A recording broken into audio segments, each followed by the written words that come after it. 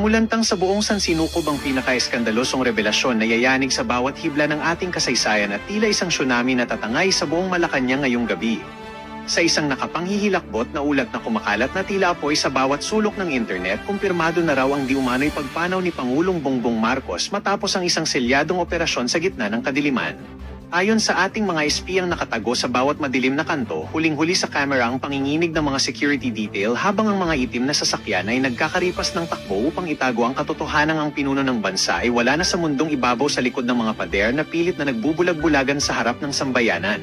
Dahil sa nakakangilong katotohanan ito, hindi na raw makapagsinungaling pa ang administrasyon dahil sa paglabas ng mga ulat na si Pangalawang Pangulo Sara Duterte ay direkta na raw na naglalakad patungo sa trono ng kapangyarihan upang tuluyang pamunuan ang buong republika.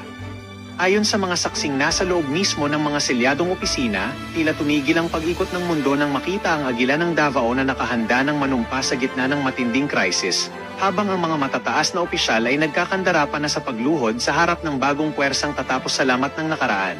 Ito na nga ba ang inaasahang rebelyon ng masa o ang simula ng isang bagong yugto kung saan ang bawat pasilyo ng kapangyarihan ay nababalot ngayon ng matinding kaba at sindak sa harap ng bagsik ng bagong pamumuno? Ito na nga ba ang huling kabanata ng isang matikas na paghahari o ito ay simula lamang ng isang madugong labanan sa kapangyarihan kung saan wala ng sino mang itatangi sa lupit ng tadhana at ng batas na walang kinikilalang posisyon?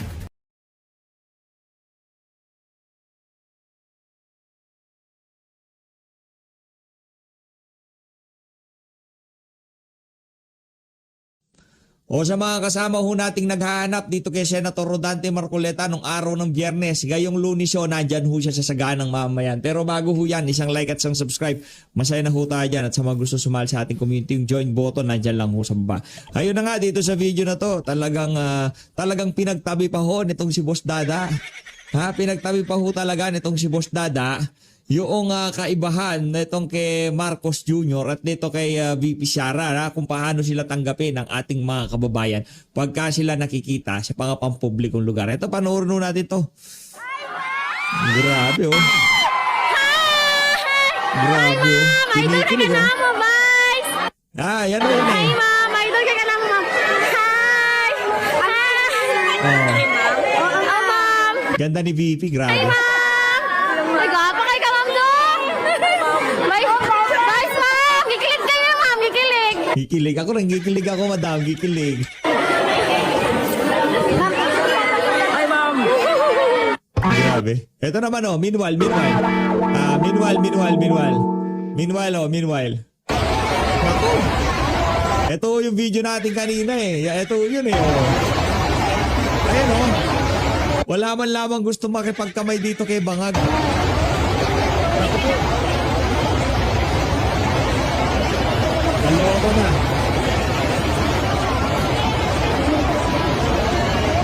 Oh, pati si Senator Rodante Marcoleta, di siya makapaniwala sa nakikita niya eh. Oh.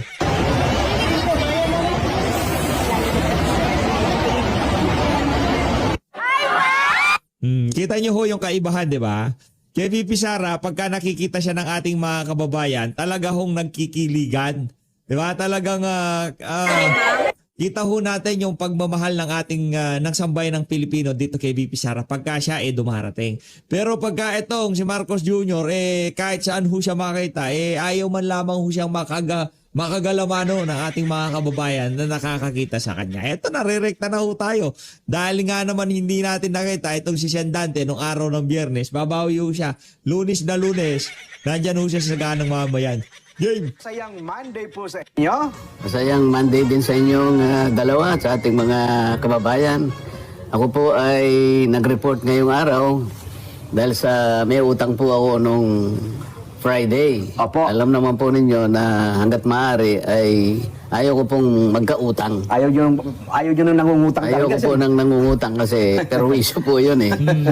Pag ikaw po ay nangutang kahit ano yun, kahit papano kailangan bayaran mo kagad. Aha. Yan naisip ko, sa Lunes ko na lang babayaran para wala na pong masyadong interest. Opo. Nagkaka-interest po ba yan? Aba Kung kung pagka minsan, inutang yung araw, Kung minsan, nag-ano kayo, nagpaparinig kayo kahit pansit lang eh. Yun ang mga interes. Ayun. Ay, nako. Pero ganun ba man ha, Nelson at Sen, ano ha? Napapansin niyo ba ngayon, kahit po Rush R, ang laki ng, aywan ko parang ang laki ng ibinawas ng mga sasakyan sa karsada, Sen. Parang marami ng tao ayaw bumiyahe eh. Bakit nga hindi magiging ganun? Kung mahigit namang 100% ang in-increase ng Oo nga. ng diesel, di ba? Produktong petrolyo, 100 na yata rito, 100 110. plus na po, mga ganon. Pagdating mo sa probinsya, kasi umuwi ako sandali, ano? Opo. Nakiramay ako doon sa isang kamag-anak na yumao. Pagdating ko sa may bandang Hirona, 110 ang nakita ko eh. Nako. Yes. Kung mentras lumalayo ka siguro dahil sa transport cost siguro yun dyan, ano? Aha. Talagang pumapalo ng mahigit na 100 na ang presyo ng diesel at saka ng gasolina. Di ba kayo nagtataka kung ba't gano'n na nangyari? Well, Ang sabi hanggang kasi, sa pagtataka na lang tayo, Nelson. Oo, nagkaroon ng mahigpitan ng delivery. Walang makalusot sa Strait of Hormuz. Opo. At dahil dyan, ay pinoporsi nila, di ba, dyan, na Magkakaroon ng kakulangan ng supply. Magkakaroon ng kakulangan ng supply. Kaya, tumaas kaagad ng ganito. Aha. Pataas ng pataas nung isang araw. At bukas Every day, ha? Bukas at mga kababayan. Meron pa rin. 10 piso mahigit itataas sa diesel. At sa gasolina, mga 10 pesos po. Another taas. Kasi sa kapatid, kung halimbawa yung sa nakita ko sa Hirona Tarlac, 110, 120 na yun. Magiging almost hanggang abot ng 130 yan, Sen. Ano yung dahilan nga? Dahil nga sa isinara yung... Strait of, isa daw po sa dahilan yun. Sarado, ang Strait of Hormuz, wala daw po nakakadaan ng mga oil tanker. O, nandun na tayo, pag-usapan nga natin yung Strait of Hormuz. Nasaan ba yan, Jen? Ay, di ba nandiyan huya sa may gawin ng Iran, yung Pagitan ng Oman at Iran. Yan, yung dalawang bansa na Na yan. nagko-connect sa Persian Gulf at sa Gulf of Oman at Arabian Sea. Oh. Ayan, tama yon. Kasi yung pagitan ng dalawang Gulf na yon, Persian Gulf, sa Iran eh. Kasi ang Iran, ang pangalan niyan, Persia dati. Matandang Persia po yan eh. Oo, yung Iraq naman yun, yung Mesopotamia yan eh. No? So, Gulf of Oman, merong malit na bahagi, yung pinagdugtong na dalawang Gulf na yon, yun ang Strait of Hormuz. Opo. Kontrolado yan ng Iran. Ano yun eh, medyo masikip yun, kaya madali niyang madali niyang bantayan yun eh. Opo. Ngayon, kung ang halimbawa, ang katwiran dahil sa nasara nga, o teka muna, bukas naman yung isang daanan eh. Meron po bukod sa Strait of... Kasi yan, 20% daw po ng ekonomiya 20% lang yung dumadaan doon. sa Strait of Hormuz. Opo. Oo, paano yung 80% na dumadaan naman doon sa talagang highway? Sa ibang daanan. Ito kasi street lang ito di ba? Opo. Strait of Hormuz eh. Maliit nga lang daw po yan, O Sen. di maliit na lagusan. Kaya 20% lang. Paano yung national highway naman? Na manggagaling sa magmula sa Mediterranean Sea, papasok ka ng Suez Canal eh. Babaybayin mo ngayon yung Red Sea. Hanggang sa makarating ka dito sa Far East. Hindi naman sarado ito Pero ayon saan ko narinig yan? Mas magiging malayo daw po iyan kumpara sa kung gamit natin ang Strait of Hormuz, mas malaki daw po ang itataas ng transportation cost kung yan daw po ang way na dadaanan. O di mabuti, nasabi mo yan. Di pag-usapan natin ngayon. Yan, sige po, opo. Pag-usapan natin halimbawa, ikaw ang may-ari ng Shell. Okay. Opo, yan. Ikaw naman ang may-ari ng Chevron. Aha. Caltex dati, petrol, yan. Oo, si Direk naman, ang may-ari ng Petron. Petron. Kayong tatlong pinakamalaki eh. Yes po. O pwede bang buksan natin ang ating mga libro, mga kaibigan? Okay. Malaman natin, ilan ang kinuha nyo dun sa Persian Gulf? Kasi malalaman natin dun kung ilan ang nakuha mo sa Persian Gulf. At yung ang nakuha mo sa Singapore. Ganito kasi yan, Jen, no? Opo. Dalawa ang malalaking refinery sa ating sa buong mundo. Opo. O, ba't parang nawalan ka ng... Hindi, iniisip ko bigla kung saan yung dalawa. Nag-isip ka kagad eh. Pandaigdigan ano yan. Ang pinakamalaking refinery sa buong daigdig, ito yung Rotterdam. Alam mo kung saan ang Rotterdam? Saan yan, Nason? Sa ating Rotterdam. Hindi ko alam yan. Russia. Bakit naman nagkaganyan kayo? Sinabi na natin kailangan Alam ko, ang Vietnam palawakin natin ang ating pag-uusap ngayon para makinabang ang ating mga kababayan. Yung Rotterdam, Saan ba yung Rotterdam? nasa Netherlands yan, kung nasaan si Pangulong Duterte. Ganun ba? Nasa Netherlands pala yung Rotterdam. Rotterdam. Andyan ang pinakamalaking refinery. Ng langis. Oo, tapos ang isa pang malaking refinery, ito yung Petronas na nasa Malaysia. Malaysia, opo. Okay, ngayon, anong kinalaman itong sinasabi nating dalawang refinery, Jen?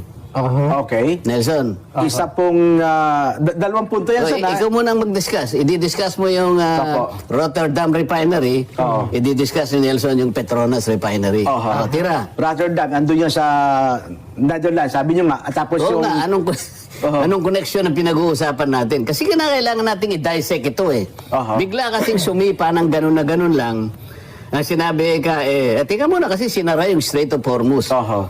20% lang ang nanggagaling doon Ang dumadaan nga po So dyan, kaya nga sabi ko sa'yo, sino may-ari na Shell? Ikaw, Nelson? Ako. Okay, Shell, ako.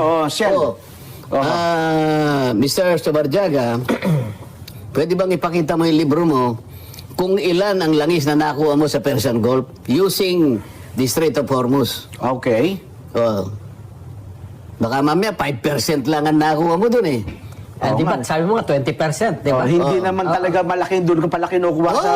Kasi nga, alam ang ko, punto ng aking galakan. alam mo, kaya ko sinasabi yung Petronas Opo. at saka yung Rotterdam, yan ang malalaking refinery sa mundo. Yeah. Ngayon, itong Rotterdam, maraming tangke yan na nandyan sa Singapore. Nandyan ang tangke niyan. Okay. Diyan siya nag-i-imbak ng maraming billion barrels ang nandyan sa Singapore. Kaya Singapore talagang napaganda ng kanyang geographical Bastante pala talaga ang Singapore. Kasi siya sentro din siya. Mapagkain, mapalangis, Sentro siya, financial at saka pati sa shipping. Opo. Maski yung Petronas Malaysia yan. Refinery yan, marami din siyang tangke dyan. Diyan kinukuha ng tatlo. Ikaw, kaya nga sabi ko sa iyo, gusto kong malaman sa libro mo, ilan ang kinuha mo sa Persian Gulf? At ilan ang kinuha mo sa Singapore? Oo nga. Di ba? Kaya ganyan ang tanong ko kasi hindi po pwedeng sabihin na lang natin kinlose yung nakuha mo lang 1% lang eh. Ibig sabihin kinuha mo lahat doon sa Singapore. Doon ang kuhanan eh. Kung Southeast Asia po ang pag-uusapan, yung malalapit na bansa sa atin, Sen. Tayo lang naman eh. Hindi ba tayo Southeast Asia? Oo nga po. Saan ba siya kukuha? Pupunta siya direkta, pupunta ng Rotterdam. Hindi, nandun sa Singapore ang mga planta eh. Singapore at Petronas nga lang. Ngayon, ang ibig ko sabihin, halimbawa, ikaw, Shell, ikaw naman Chevron, si Direk, Petron. Teka muna. Saan ka kumukuha? Yan ang tanong ko sa'yo. Kasi kung halimbawa 100% ng langis mo kinukuha mo sa Persian Gulf, dadaan ka talaga ng Strait of Hormuz. Saan mo ka? Wala ka na talaga. Hindi ba kailangan buksan natin yung libro? Yung libro mo? Paano kung maipapalitaw ko doon na wala ka palang kinuha doon eh? Kinuha mo lahat Pero saan yung supply ba doon sa bago makarating ng Petronas at saka ng Singapore? Sa mga refinery. Sa mga refinery ito, di ba dumadaan din yung tanker doon sa way na yon o sa ibang way? Hindi nga, ang daanan nga yung Suez Canal, yun nga yung major highway. Oo. Hindi naman sarado yun. Kasi sinara lang, Strait of Hormuz lang. Tingnan mo yung sinasabi ko, yung Rotterdam. Opo. Napakarami niyang tangke dyan sa Singapore. Dyan sa dumadaan. Papasok siya ng Suez Canal, papunta rito. Tapos nakikita mo yung Malacca Strait. Nandun na yung Andun na yung Singapore. At mula sa Singapore, nandiyan na kukuha ng China, kukuha tayo, lahat. Kasi nung malapit eh. Tama. Ngayon, kailangan ipalitaw niyo yung mga libro. Nako. Sikreto ho namin ito, Sen. Hindi namin pwede ipalitaw ito. Hindi pwede na mga sikreto mo sa atin. Kasi biglang naging 110 eh. Kasi palilitawin ko sa'yo, Opo. kahit na hindi tayo magsuspende ng excise tax. Kasi meron pa ngayong isang panukalang batas na minamadali na sususpendihin yung paggamit ng coconut Opo. yung ating biofuel na Biofuels po. galing sa coconut. Yung Nako, biodiesel. ay, Coconut, biodiesel ata yung tawag sen. Coco diesel. Di ba? Kasi may mandatory na blending Opo, opo. yung pure na gasolina o diesel. Hahaluan yun eh.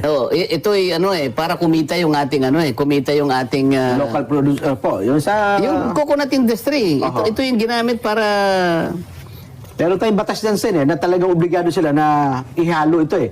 ito yung blend. Republic Act 9367, yung Biofuels Act of Okay.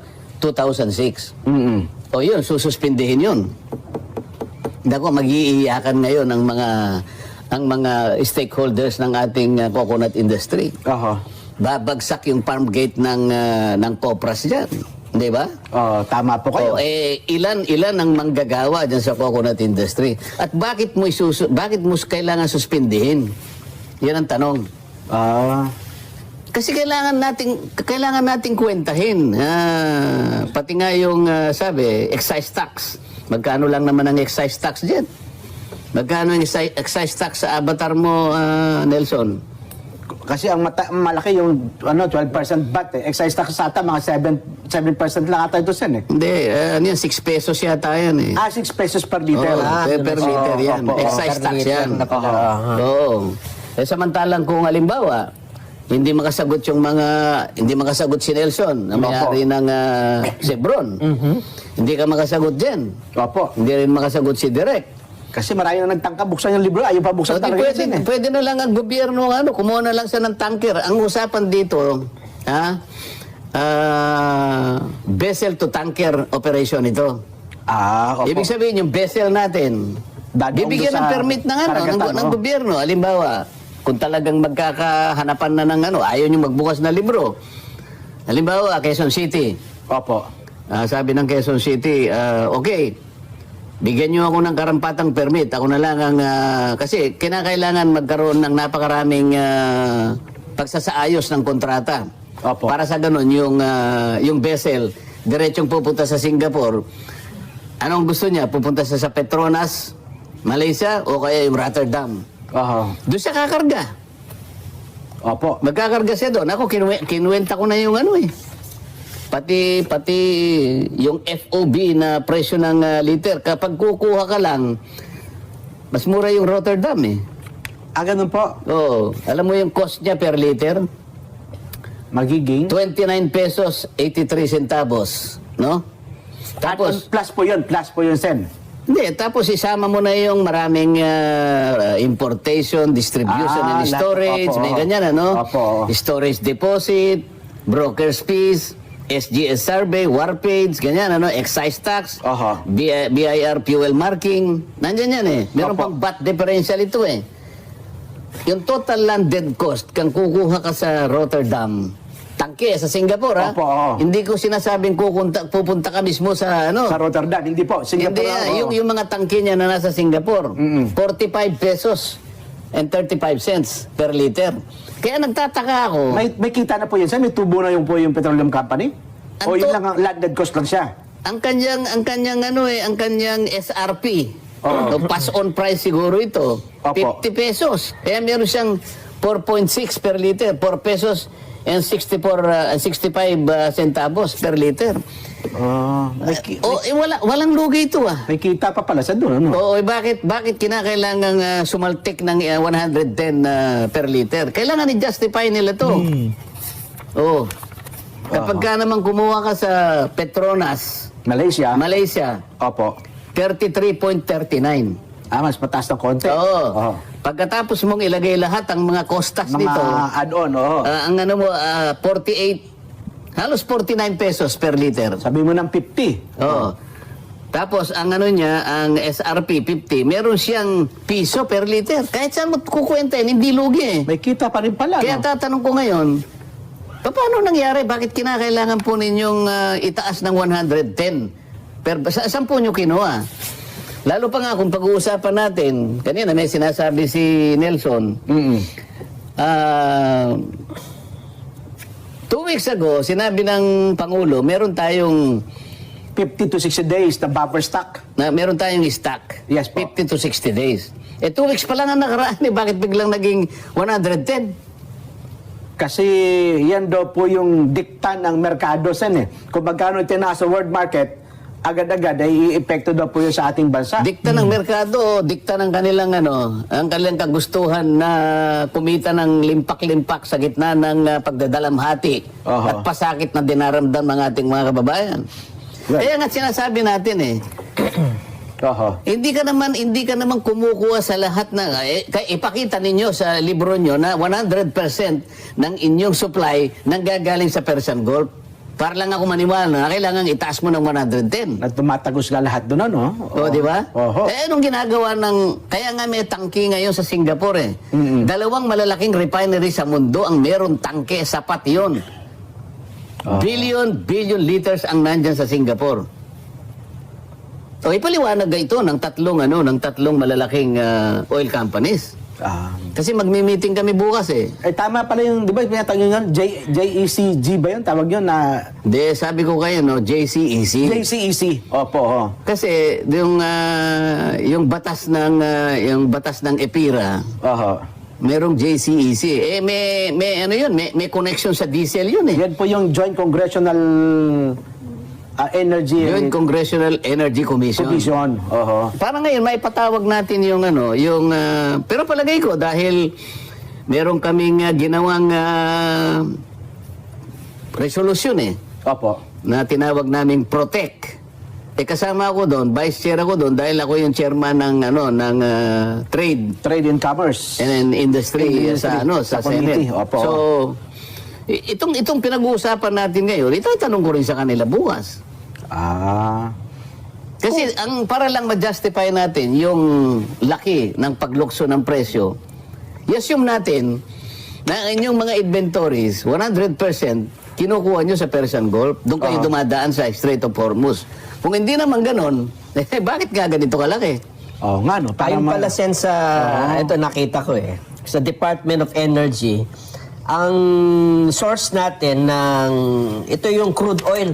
Ibig sabihin, kailangan pang i-refine. Hindi nga, doon nga tayo kukuha refine na yun Ito po, Sen, yung ginagamit natin ngayon, 98% ay galing dun sa Persian, yun sa dumadaan ng Strait of Hormuz. Hindi ako naniniwala doon. Pakita mo, bakit ka kukuha doon para i-refine mo rito? Naku, pakita mo yan. Pakita mo yan, Sir Nelson. Meron naman sa Singapore. Yan. Refined na. Ito yung presyo, alam ko yung presyo. Kahit hindi mo alisin yung excise tax. Kahit hindi mo na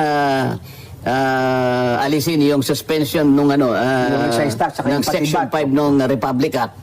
Kasi tatamaan ng Alam mo ba kung magkano yung Alam mo kung magkano yung nakukolekta natin sa excise tax per year? Per magkano po annual natin? Ito, baka sa avatar ni Nelson, baka meron. Ano po yan? Nakalihim dito Excise tax, Magkano per year ang ating nakukolekta sa petroleum products? Excise tax. Mula sa excise tax. Kasi 6 pesos per liter ata yan, Nelson Magkano muna yung consumption natin per month?